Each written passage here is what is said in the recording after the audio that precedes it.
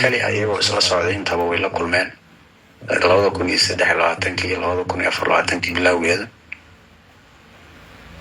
ilaa 25 unbaa lasoo wada talooyinkaas. markii dambana waxaa lagu qasbanaaday in baltalada mucaaradka la isku soo dhaweeyo. waatii la sameeyey madasha samata bixinta Soomaaliyeed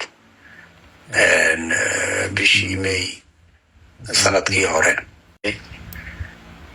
markii dastuurkii aad aragteen sida loo silciyey oo loogu raftay oo loogu falaaday, dadaaladii ay socon waayeen mucaaradku isku dayadii la sameeyey, markii ay hantidii qaranka aad aragteen sida loo maamulay ama ilaa hadda ay ku socoto bakaaro ugu dambeysa maanta doodeedu socoto. bishii ayaaroodu ku isku weydaarsadaan. waa fursad fiican oo war lagu kala qaadan karo. aad baad u mahadsantihiin. intaas kadib war la qabaa xiise ma lehe.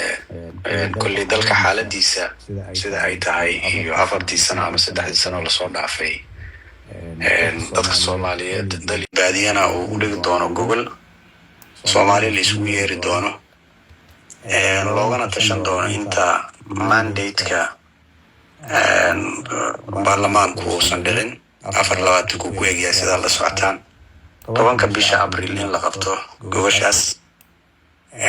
dadka Soomaaliyeedna la isugu yeero dalka gudihiisana ay ka dhacdo, loogana hadlo sidii dalkan iyo wajahadkan uu ku yiri. doorashada gobolada oo ogsoontiin goboladii inay muddo dhaafeen ayaa iyagana laga hadlay. waxaan ku dooda wax dhibo hadda ka taagan gobolada ma jiraan.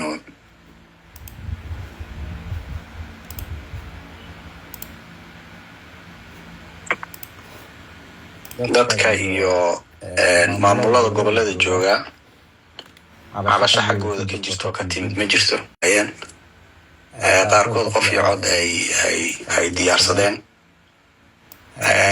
runtiina way iska caddeed markaas oo way ka qataraha in la hor istaago doorashooyinka gobolada waxyaabaha ka imaan karana muddo dheer oo mucaaradka Soomaaliyeed ka hadli jiray, ka dooday. waxayna u muuqatay ama haddaba ay ku socotaa madaxweynuhu ninkii la yiri waa dhimanaysaa ku dooday yiri maxaa aniga laga rabaa hooyadayga noole.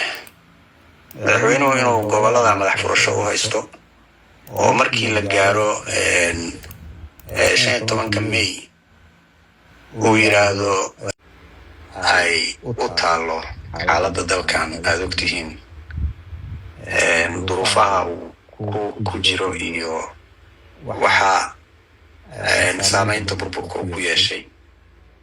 waxaa soo baxaysay madaxweynuhu anaa yiri, anaa qaatay, anay dhibaysaa, anay iga halaabaysaa. markii ugu war fiicnaana waxay ahayd markuu lahaa hal ii hiiliyo, sidii nin geel laga dhacay oo geeliisii geeliyaa laga dhacay halayla dhaliyo. taasoo aan ahayn luuqadda ay ku hadlaan dadka mas-uuliyadaha loo doorto.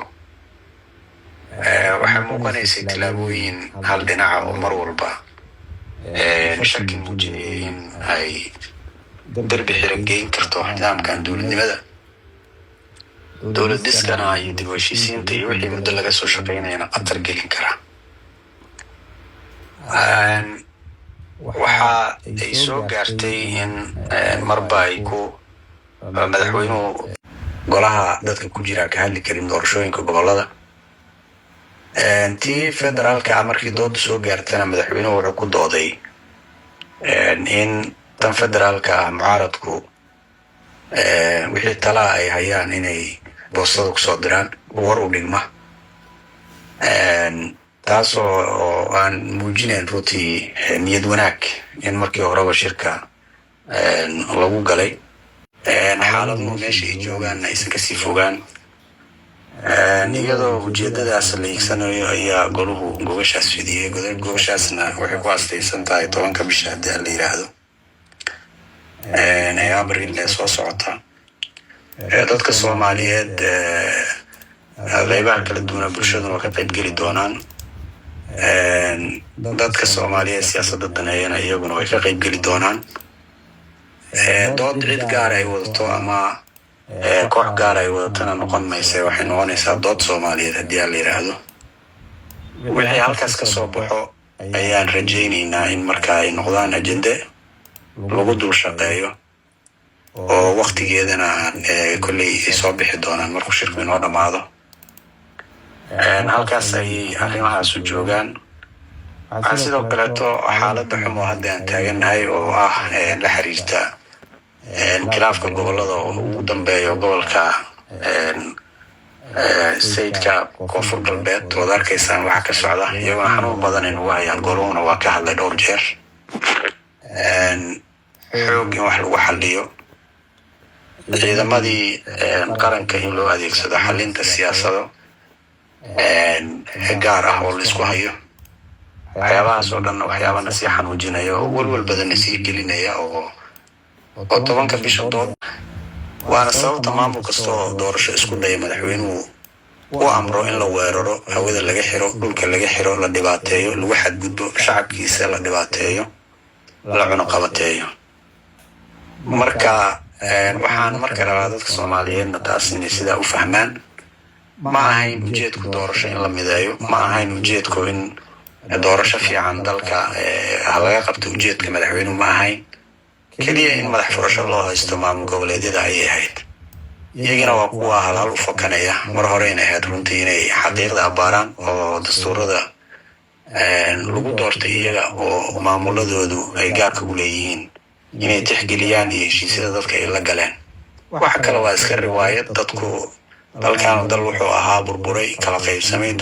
dowladnimadiisa dhib badan laga soo maray kakab ah oo la isku celcelinayo meel kasta nabar ku leh meel hal qof go'aan uu iska qaadan karo oo ciidan diri karo oo hawo xiran